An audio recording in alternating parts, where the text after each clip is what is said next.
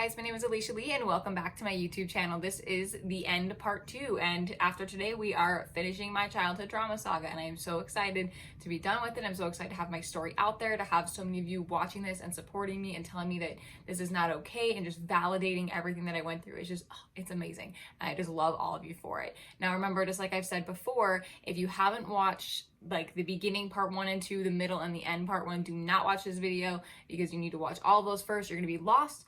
Also, if you're not in a good headspace, some of these things can be really triggering, especially these last 2 videos because I do talk a lot about alcoholism. So if you're not in a good headspace, make sure that you don't watch this video yet. Also, if you or someone you know is a victim of abuse, please reach out to your local authorities. I know that our system is broken and I get so many comments of people talking about how they've reached out and nothing was done, and I'm sorry, but it is so much better to report it rather than to not report it, because at least you're doing something to try to help. So now that that's all over with, let's get this done. Okay, so in my last video we left off where I had just gotten out of rehab, and when I went back to Bio Dad's stepmonster's house, like they still had alcohol everywhere, like nothing was really taken care of, versus the difference of when I went to my bio mom's house and my adopted dad's house, where they had put all the alcohol away, like I couldn't get to it, like they weren't drinking in front of me, nothing like that. So to kind of continue on with that, I ended up moving out when I was 19, because when I was, in the midst of like trying to like stay sober and everything, my stepmonster, she was still drinking. Obviously nobody was taking anything very seriously at the environment that I was in, and my stepmonster actually ended up having to go to rehab herself. And when that happened, it was like a complete 180. Suddenly therapy was really helpful, and suddenly like we all needed it, and alcohol was the devil and we couldn't drink and it was bad, and like it was all thrown out, no alcohol was on the house. And my bio dad, and this is like just a random little side note, fun fact, he only let us listen to country music growing up because he hates all of their kind of music. So he would only make us listen to that. Well, after that whole thing happened, then we weren't allowed to listen to country music anymore because all it sings about is alcohol. So whatever. So at 19, I just decided, like this is really toxic. I can't stay sober here. I'm just gonna leave. And I just, couldn't deal with it anymore. So I went and moved out. Then a couple years after I moved out, probably around like 2016, I want to say 2016, 2017, somewhere in there, like in the fall of one of those years, they actually ended up getting divorced. And bio dad said that it was because she said she didn't love him anymore, that she cheated on him, that she was a drug addict. Does any of this sound familiar? So after they, end up getting divorced, she ends up moving out and actually moves into a townhome with her 3 kids. And so they were just living maybe 15 minutes from our old house. So now after stepmonster moves into a townhome with my 3 younger step siblings, it gets kind of rocky. I wasn't around for a lot of it. I just can tell you a few things that I experienced when they had moved.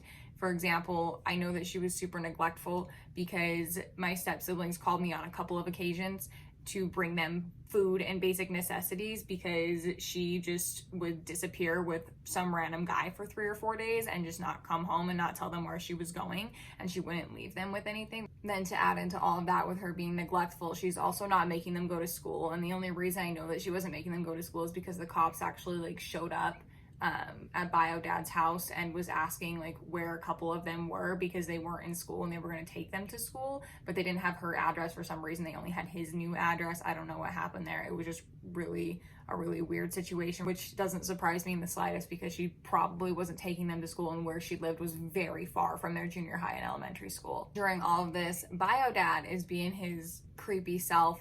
If you haven't noticed, he's very obsessive. He's very narcissistic, and he does not like it when things don't go his way. Before him and my bio mom got divorced, he had a stalking charge from a previous girlfriend. And then after my mom divorced him, then he would stalk her and show up to places where she was. Like I know I mentioned and covered some of that in my previous video talking about like their divorce and like when she moved out of state and everything and what happened there. I believe it's the beginning part 2, if you remember. So now, of course, he's going to follow this pattern with stepmonster. He and I would go to breakfast and stuff together, and he would like drive past places where she was supposed to be, or he would show up to like random restaurants and he would sit there and like look for her and see if she was there, or he would look for her car. Or sometimes we would go to like 2 different restaurants, just driving past them to see if her car was there, because if her car was there, then he would want to go to that restaurant. Like that's how crazy he is. Or he would like try to time like, oh, when she might be at the grocery store or when she was going to be leaving work, and so she'd be driving past us, just because like his work and her work were so close together, and there was this gas station in the middle, and that he would like time that to when she's supposed to be leaving, just so he could see her like drive by. He's creepy. I don't know. He's obsessive, and he's obsessed with her. He was obsessed with my mom, and I'm sure he was obsessed with his previous ex-girlfriend. Now with this stalking, he found something out. He actually hired a private investigator to investigate stepmonster after the divorce was already signed, finalized, legalized, everything. Hired a private investigator to find things out about her. And the investigator did find out about some things, and that's kind of where this court case comes in. I'm not going to go into it because not my story, not my business. That's what that court case was, where we suddenly had that no contact order. And I mean, yeah, if like my ex-husband was having a private investigator investigate me, yeah, I'm gonna put a no contact order between me and like the kids. It's a little fuzzy for me because he told me that the no contact order was for all of us. Like we were not allowed to talk to her kids about anything because we were over 18. Like we couldn't speak to them and we couldn't talk to her, like anything like that. But my twin sister recently brought to my attention that that contact order technically, like on paper, was only between like him and my younger bio sister. And that's all that was. Like we still could have contacted them, but we just weren't contacting them for our own safety because it got really crazy there towards the end. And like I said, I can't give you too many details, but that's what happened there. Now, after all of this, the no contact order, the private investigator, his stalking, her neglecting her kids, all of that, a few years go by, and I kind of started to see the abuse for what it was with my bio dad. I had to live with him for a little bit because my life fell apart, and it was just really like eye-opening as being an adult, having been away and then going back to it, of what's acceptable, what's not acceptable, all of that. So I decided to move out of state and go live with my mom and her husband, my now adopted dad, and a couple of my brothers. And honestly, like that is the best decision that I ever made. It is just so crazy to me. Like you see this different family dynamic, this different family life. Like my adopted dad, like he hugs me and he tells me he loves me, and he texts me and he tells me that he's proud of me. He has never yelled at me. He has been around for years, even before I moved out here, and it was always like really uncomfortable because he's just so like emotional and he's so nice, and like it's weird when you come from a family where everyone is always yelling at you and like the only male figure in your life just tells you like how horrible of a person you are, to going to someone who like tells you they're proud of you because you paid off a credit card. Just things like that. Like it's so weird to have that. And I'm still like, I've been out here for 3 years now, like being around my family, and it is just so mind-blowing to me. Like the complete opposite, the complete difference. It's just, I don't understand how people have families like this. It's just like we go to dinner together, they never ask me to like pay for things. They don't, when I lived with them, like they didn't make me provide my own shampoo and conditioner, and I was a full-blown adult, and my mom would just go to the store and be like, oh, I noticed you're out of shampoo, here you go. And it's like, what? Almost 2 years ago was the last time I ever spoke to bio dad, and he called me to vent about a fight that he'd had with my twin sister, where she told him if she could do it all again, that she would fight to live with my bio mom.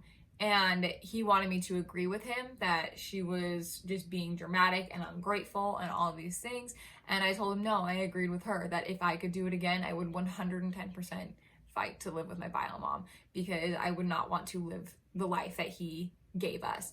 And he asked what I meant, and so I just unloaded everything that I've said in these videos, everything that he did wrong, what is not okay. It started out with me yelling that you can't put a lock on a pantry, and it was just really insane, like confronting him with everything that he did to us. And this was like a 2-hour long conversation. And at the end of it, I asked him what he had to say for himself, and he said, I am just letting you get it out so you can get over it. Now, obviously, because we don't have a relationship with him anymore, because we haven't talked since his conversation on Easter, he doesn't talk to my twin sister either. So, of course, he has someone who watches our social media and tells him everything. He talks to a lot of people and just tries to find out things about us. I've had people tell my twin sister that it's just really crazy how obsessed with us he is and how he just needs to know everything. It's because he doesn't have control anymore, so he doesn't know what to do with himself. And he still continues to go around and play the victim, and he still continues to go around and tell everybody that he just wants to know what he did wrong. And he knows what he did wrong. He watches all of my videos. We had this conversation on Easter. He just doesn't want to take responsibility for anything because he doesn't know how, and he's never been capable of that a day in his life. So that's his own problem. So if we fast forward then to last year in October, myself as well as my twin sister got adopted by my adopted dad. And I'm sure that you can tell that obviously because throughout these videos I've referred to him as my adopted dad. but from here on out, he's just my dad. I'll have to like link the video down below, or maybe I'll just make a separate one or whatever. I'll post it of when we asked him to be our dad, because it is just, it's so cute, and he cries, and it's adorable, and I love it. I'm here for it. It's great. So I'll have to link it. I'll post it up on my YouTube channel so you guys can watch it, because it's super cute. All right, guys, that's it. That's my story. I just want to say again, thank you all so much for watching, and thank you for your support, for your kind words, for your validation, for everything. I'm still going to continue to do videos. I've got a Q&A planned. My twin sister also has mentioned wanting to do like an interview with her side of things. So I'm still going to be doing a lot to like advocate and bring awareness to abuse that happens in middle-class families. Again, just like I said in the beginning, if you or someone you know is a victim of abuse, please reach out to your local authorities. It is better to report it and be wrong than it is to not report it and be right. Also, make sure that you're paying attention. Abuse does not just happen in the lower class. It happens regardless of socioeconomic status. So just keep that in mind, and I'll see you guys later. Thanks. Bye.